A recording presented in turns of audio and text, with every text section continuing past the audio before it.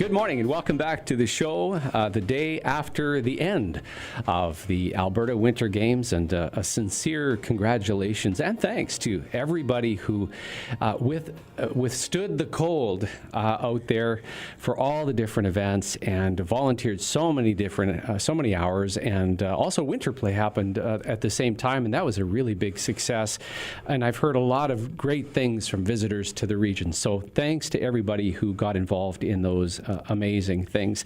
I am so pleased this morning to welcome Lynn Roddy back to the studio after a very long time. I think, Lynn, you were one of my first guests way back when I had hair and I was like a decade younger. And we had such a lovely visit, and it's great that you've come back. Lynn is with Stepping Stones Youth Shelter, which is up in Dickinsfield. That's right.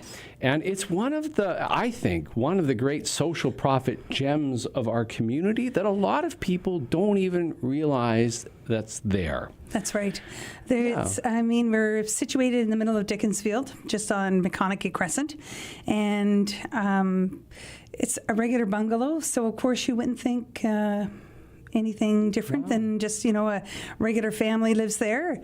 Lots of traffic, of course, because, we're always busy. And but yeah, it's it's getting more and more known out there now, especially amongst the kids. Word of mouth always spreads really fast.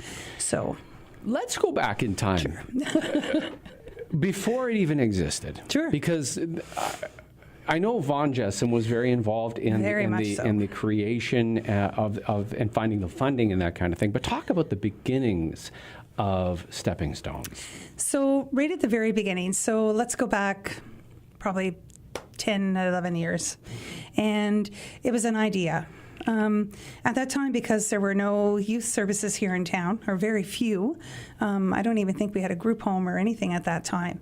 And basically, the kids were sleeping everywhere. As I can remember, I was a court worker at that time, and I remember being down at the courthouse, especially on youth court days. The kids would just be coming in from, out of the woodwork, and you would ask them, where are you staying tonight? And they'd be like, oh, I'm going to be couch surfing, or I'm, sleeping under the bridge, or I'm sleeping rough with my uncle, or and it was scary. I mean, that's scary. You've got kids between the ages of 12 and 17 sleeping rough, couch surfing, sleeping in vestibules, sleeping underneath stairwells in the hotels around town. So that's scary. So I wasn't part of that original table that sat down, but I got involved quickly afterwards after a committee had been formed. And Vaughn, absolutely, he was instrumental in making sure that the youth had a place in our community. And from there, the program opened up in October 9th of 2009. And since then, it's been open 24 hours. We have an outreach program that goes out to the schools to help the kids in crisis and the counselors and everything with the youth. And it's a 7-bed house up in Dickinsfield, so... Yeah. We've had the opportunity of touring Stepping Stones a number of times through the United Way. But for the people that have never been there, maybe you say it's a bungalow and you have 7 bedrooms, can you just go into detail a little bit more about it's a functioning home? It is. For youth that have nowhere else to go. That's right. Describe it a little bit. So with Stepping Stones, what it is actually is the home, and it's staffed 24 hours a day, and it is a safe place for the youth in our community between 12 and 17 to be able to go to when they're having problems at home, or if they're having problems at school and they're nervous to go home, or if they've been kicked out of their home, or they just find themselves with no place to go, then they can come to Stepping Stones. And while they're there, we notify the parents about them being there. So we get consent. And from there, the staff will start working their magic. They'll be calling other agencies and getting them involved, contacting the school, repairing any damage there so that the youth can return back to school. Because, face it, a youth without their education is not good. It just contributes to more homelessness down the road. And we meet with the parents. work out some arrangements with the parents, some rules and some goals. And by that time, a few days has passed and the youth returns home. And really, the shelter, even though it's very short term, you can do a lot of work in a very short period of time to get the youth back home. And really, that lends to the idea of ending youth homelessness in our community. Any sense of, let's use 2017 as Sure. as an example. How many young people came through the doors in 2017-ish? So in 2016, 2017, it was kind of an anomaly. That whole time frame after the fire, we were closed for a few weeks. And then once we opened, it was like the rush of kids. And really, it was everything from falling out with the parents and, maybe just a little bit of respite for the families. But we had about 60 kids through the program, and we were closed for 4 months. So that's a lot. And when you have 60 kids coming through a program, like Stepping Stones, it's a lot. It gives you kind of a temperature gauge of, what's going on in the community. So, in case you don't know, McConaughey Crescent, did I say it? McConaughey? Yeah. was closed. There was an explosion post fire on that street, which damaged your facility. It did. We had we were lucky. We didn't have any actual structural damage, not like a lot of the homes around us. The house is surrounded by a wood fence, and I would say that the fence took the brunt of the concussion from the explosion. And, there was some damage. It took a little bit of time to get it repaired and repainted and fixed back up, and, of course, get our doors back on and things like that because they had been blown off. So, but, you know better than I that after the fire, we're now a year and a half out, and the numbers are spiking in terms of mental health referrals, problems in marriages, family issues. Have you seen that in the work that you're doing with young people? Yeah, absolutely. Absolutely. The parents everybody is still struggling post-fire. I sense that in the community, and I do feel that, and I see that with the families that come through the door. We refer not just the youth to mental health services, but we also refer the families, and we're seeing that. We're seeing a lot of just communication breakdown between the youth and their families and their parents. We're seeing a lot of kids who want to stay even though the family unit wants to move out of the region. We see a lot of kids that want to stay, and that in itself can create a lot bigger problems if the youth does decide to stay. Because eventually studies have shown, research indicates that if a youth is separated from their family, sometimes those supports, if there's not, additional help brought in with that youth and those supports, that can break down. And then where does the youth end up? They end up homeless, and they end up back on our doorstep. So, Lynn, there's a theme that runs through almost every single interview that I do, and you've already touched on it. You don't even realize that you did. Is the fact that no single agency does anything on their own. They're right. always working with other agencies. Absolutely. That's how the work gets done.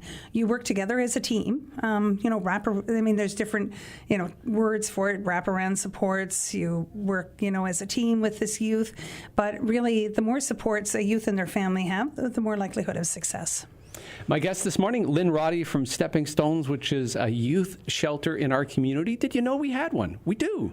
When those young people have a falling out with their kids and they have nowhere else to go, or if they get caught up in the whole gang situation, that happens often. Absolutely. There is a place where they can go for safe housing and really the beginning of repairing their lives. That's right. And we're going to talk about the impact that has made over the last 10 years on many young individuals in our community when we come back. This is Impact. It is a team effort of United Way, Fuse Social, Shaw TV, Fort McMurray, YMM Magazine, and 91.1 The Bridge.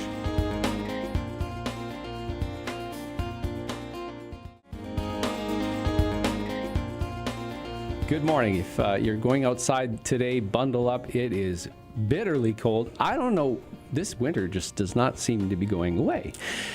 Lynn, do you have an explanation for us? No, I have no explanation. But you know what? It does remind me of the winters when, the first probably 10 years I lived out here. really cold, lingering on until like April. I'm not saying that's going to do that, but we're going to see spring in March, right? Sorry. Knock on granite. I'm so glad Lynn Roddy is with us today. The last time she was on the show was back in early 2016, and it was one of the shows we forgot to press the record button, so we have no record of it. So I'm glad you're back. Yeah. Because that was an awfully fun visit. We talked about her growing up in Nova Scotia. Yeah, that's right, Nova Scotia. And what she used to dress like in high school. We won't go there this time, but please don't. Lynn has been working with Stepping Stones for many, many years. Yes. And when we did the 100 Faces of United Way project, you brought 3 young gentlemen in to be interviewed. Yeah. And to be honest, it was probably the most moving point of that process for me personally, hearing the impact that Stepping Stones made. And you're going to test me with their names, aren't you? I know there's a Brandon. Yes. Yeah. And was there another B word? A Brad. Brad. Yeah. And Mike. Brad and Mike. These young guys shared that really Stepping Stones saved their lives. Yeah. And they said it in very poignant ways. Mm-hmm. When you look back on the time that you've been there, how do you feel when you realize that you've changed lives completely? I'm humbled. Really, there's no other way to say it. I mean, what can I say? I mean, I didn't do it alone, but looking back over, the last few years, really it's very humbling. It's very humbling to watch a family that's kind of, broken, and then you give them some strategies, you help them think, ways to repair that, and then you talk to them in a month or 45 days or however long after they've left the program and they're still together, the strategies are still working and they're building on it themselves. Yeah. It's very humbling. There might be the odd family out there that goes through absolutely no angst when their teenagers grow up. We're not one of them. Yeah, no. we've had challenges, and we've worked through them. But, imagine if you're listening today and you recall those times with your children when things were really hard. Well, imagine if they went even worse and your young person left home and you didn't know where they were and you didn't know how they were taking care of themselves. Now imagine that there was a safe place for them to go, and that is Stepping Stones. That's right. And I guess my key question is, it's obviously important for this community, but in your role, part of it is fundraising and getting support. That's right. How critical is that right now for Stepping Stones? It's very critical right now. Very critical. We're always, I'm always looking at avenues for, donations. And it really, the donation doesn't always have to be money. It can be, they can give some winter jackets or some mittens or, gift cards or something, right? But it's very critical right now. I think moving forward, we're going to see some really high-risk kids coming in. The gangs have moved in. They always do after a community's been through a really, rough period like we were through. It leaves a big tear in the fabric of our society, and the gangs, they love that. They come in, they infiltrate our schools and our community, and they pick up, the most vulnerable kids out there. So I'm expecting to see a bit of a wave starting. It's, be 2 years this May that we had the fire, and we're going to start seeing some of the aftermath of all of that. This is an important conversation as a parent because these are things often that don't get talked about. That's right. You don't think of it. Gangs, no. Yeah, you don't think of it. It doesn't come up around the dinner table. Oh, no, absolutely not. Absolutely not. But if you were to have a conversation with the schools or with your kids, they would tell you that they're out there. It's like the opiate crisis that's going on right now in our community. You don't think that, there would be youth using those kind of drugs, especially with so much information out there right now about how deadly it is and how easy it is to overdose. But, they're out there. The drugs are there. The gangs are there.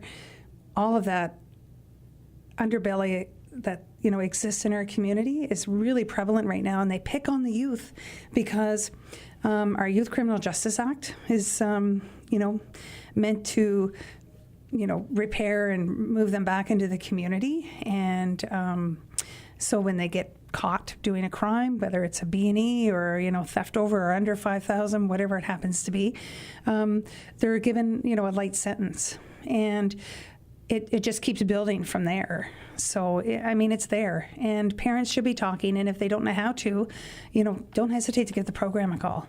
It's easy with a few key, ideas. Like, I heard there was gangs in your school. Is this true? Most of the kids know. And it's unfortunate that, they just prey on kids, right?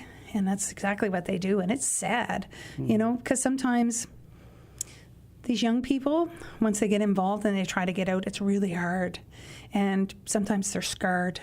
I mean, those scars will heal and they'll fade with time, but I'm telling you, it takes a long time. But you know what? One of the beautiful things I've noticed about the youth in our community is how resilient they are. Sometimes they have to leave, especially if they're leaving a very volatile situation. Sometimes they have to leave the community in order to be able to start fresh. And, I mean, it's just the way it is. Have that conversation, though, with your kids. And if you don't know how to start the conversation, talk to somebody. Talk to the schools. Talk to the RCMP. Talk to us. If we didn't have stepping stones, and I think you talked about this the last time we spoke, what would happen? Like if tomorrow funding dried up and you had to close, what would happen? Well, there's two ways this could go. So if, say, hypothetically, the funding dried up and there was no more stepping stones, I don't think there's any way the community agencies, like the social profits in our community, would allow those youth to fall through the cracks again, because we've seen the success that Stepping Stones has had. So it could go that way. The community would work together to make sure that those youth were not left through the cracks. However, there is a window between the time of mobilization for those community organizations. That window, there could be some kids who fall through the cracks. So we're always going to be backpedaling, looking for those kids. Yep. And it would be devastating, because we would go right back to kids sleeping in vestibules, sleeping under the stairs, sleeping under the bridge, couch surfing. And it would just be ugly. Dying. And dying, pretty much dying. Yeah. Because a youth is going to, because they're not, it's just their physiology, thinner skin. They're just not climatized to stay rough or to stay in any of our adult shelters. So it would be very, very traumatic. Just another layer of trauma. Our guest today is Lynn Roddy. She is with Stepping Stones. Now, earlier in this chat, she mentioned that about 60 kids went through the program 2016-17. Mm-hmm. A little bit of an anomaly post-fire and all that. So 60 kids come through. What's the success rate, and how do you define success? So we define success by a youth coming in and then returning back home. So, and then staying home. Now, sometimes they might have to take a trip back into the program, but they return home and they stay there. They don't go off to, they refer, like they, if they have to leave home, then they go to another safe place for them to stay, be it a friend or a family or something like that. And the success rate of Stepping Stones has been 100%. And it's stayed 100% for the last 4 years. That's I was about to say insane. That's extraordinary. Yeah. So. Wow. Yeah. So sometimes kids will go home and things might be a little volatile, at home. So they'll come back and they'll say, I don't want to go there. We'll bring in some people, bring in stakeholders, other agencies, and we'll find family or friends that they can stay with until the situation at home smooths itself out, and then they can return back. But as long as they're returning to a safe place and they're staying there and they're not hitting the streets again, yeah. That's success. Yeah, that's success. We're going to take a break and come back with more chatting with Lynn Roddy from Stepping Stones. You are listening to Impact on this very cold Tuesday morning. My name is Russell Thomas, and this program is really, truly a team effort of a lot of different organizations that come together to make it possible, including United Way, Fuse Social, Shaw TV, Fort McMurray. Matt's here making us look awesome with these amazing cameras. And this will be rebroadcast on Shaw TV in a couple of days. And of course, we've got great support from YMM Magazine. They do they do a publication about Impact every edition. And of course, we couldn't do any of this without 91.1 The Bridge.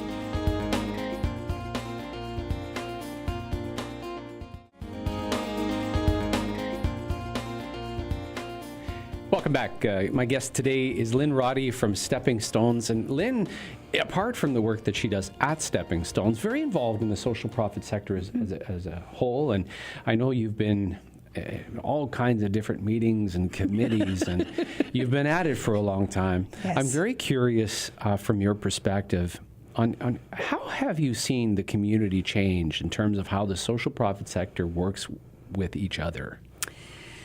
Well, I think it's really about a synergy that's in the community, and it's been present now for quite a while. And that desire for every agency to want to build their partnerships. And it's through those partnerships that we're able to do really good work in the community for our children, our youth, and our families. And really, it's about the partnerships and getting out there and working together, be it work if you're working with the clients or if you're just working together as a community as a whole, on training initiatives or, bringing guest speakers in or whatever. I think that's really the biggest change I've seen.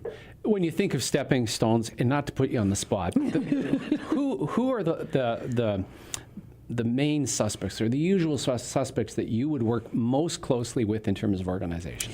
So the schools, both the public and the Catholic schools, those are the two. Alberta Health Services, both addictions and mental health, justice. The school division, I think it's like Anzac and Mackay and all those. Northlands. Yeah, Northlands, thank you. Northlands division, schools. When you say justice, what do you mean? What's that mean? Like youth court. Okay. And probations.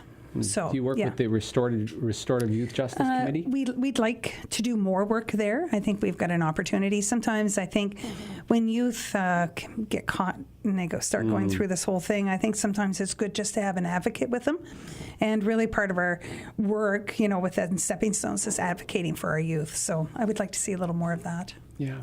What lies ahead, in your opinion? I mean, I know we're still feeling the effects of the trauma of the fire, but when you look ahead to the rest of 2018, what do you see? Well, I see a lot of really good things happening.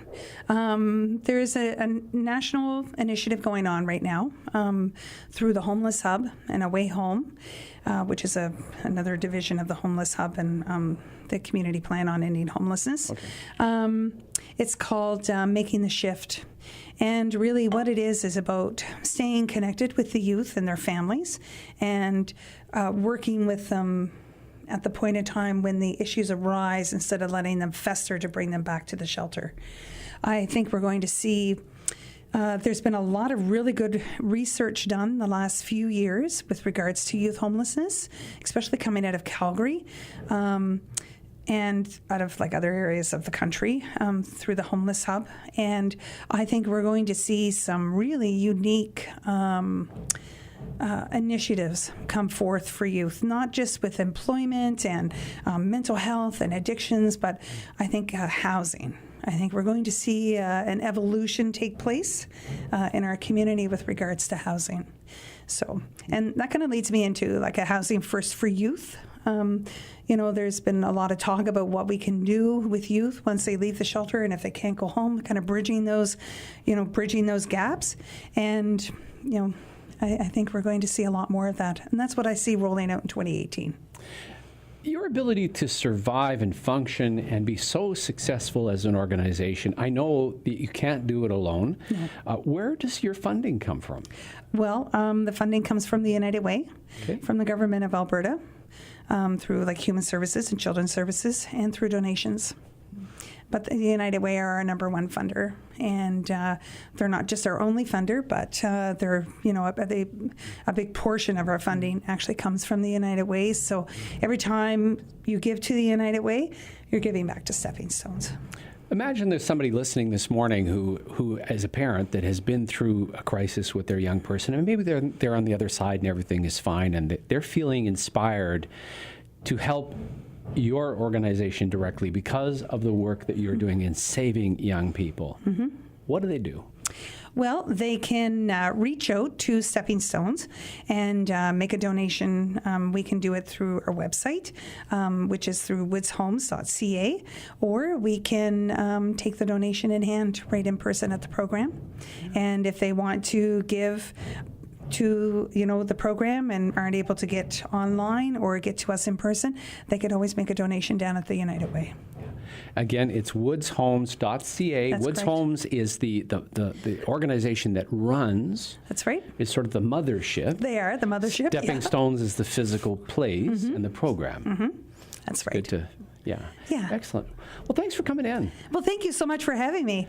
I'm always excited to come down to the radio station. We always I have love a good everybody laugh. here. So Yeah, and keep up the great work Thank because you. it's so incredibly important because is. stuff happens with young people. It does. just does. Yeah, absolutely. And we need that place for them to go when things go really, really bad, and that does happen, sadly. does.